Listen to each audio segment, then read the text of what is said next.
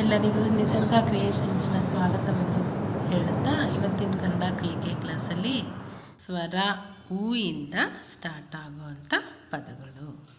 ಸ್ವರ ಊ ಇಂದ ಯಾವ್ಯಾವ ಪದ ಬೇಕಾದಷ್ಟು ಪದ ಇದೆ. ನಾವೊಂದು 5 ಪದನ ಈಗ ಬರೆದು ಪ್ರಾಕ್ಟೀಸ್ ಮಾಡಿ ನೋಡೋಣ. ಊ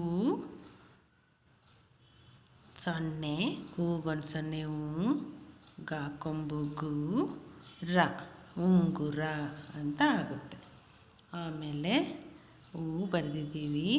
ಸಾಗುಡಿಸು ಸಿ, ರಾ ದೀರ್ಘ ರ, ಟ ಉಸಿರಾಟ ಅಂತ ಬರಿತೀವಿ. ಅನಂತರ ನೆಕ್ಸ್ಟ್ ಹೂಗೆ ಹೂಗೊಂದು ಸೊನ್ನೆ ಉಣ್, ಡಾಕಿತ್ವ ಡೇ ಉಂಡೆ, ನಾ ದೀರ್ಘ ನ, ಮ ಉಂಡೆ ನಾಮ ಅಂತ ಬರೀತೀವಿ. ಅನಂತರ ಊ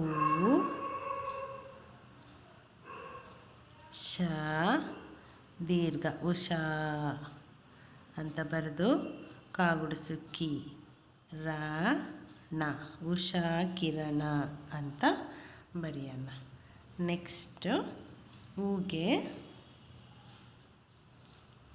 ಹೂ ಬರೆದಿದ್ದೀವಲ್ಲ, ಮಾ ದೀರ್ಘ ಮ ಉಮಾ ಶಂಕರ, ಶಾಗೊಂದು ಸೊನ್ನೆ ಶಂಕ ರ ಉಮಾ ಶಂಕರ ಅಂತ ಸುಲಭವಾಗಿ ಓದುವಂತಹ 5 ಪದಗಳು. ಈ ಕಡೆ ಒಂದ್ಸರಿ ನೀಟಾಗಿ ಬರೆಯೋಣ. ಹೂ ಸೊನ್ನೆ ಉ, ಗ ಕೊಂಬು ಗು, ರ ಉಂಗುರ.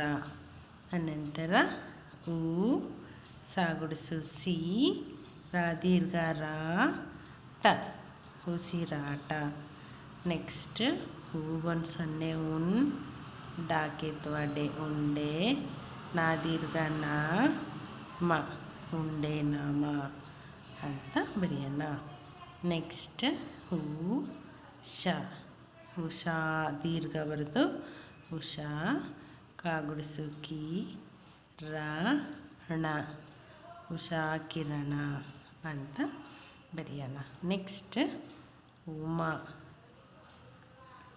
ಹೂ ಮ ದೀರ್ಘ ಮ ಉಮಾ ಶ, ಫಸ್ಟ್ ಶ ಸೊನ್ನೆ ಶಂಕ ರ ಉಮಾ ಶಂಕರ ಅಂತ.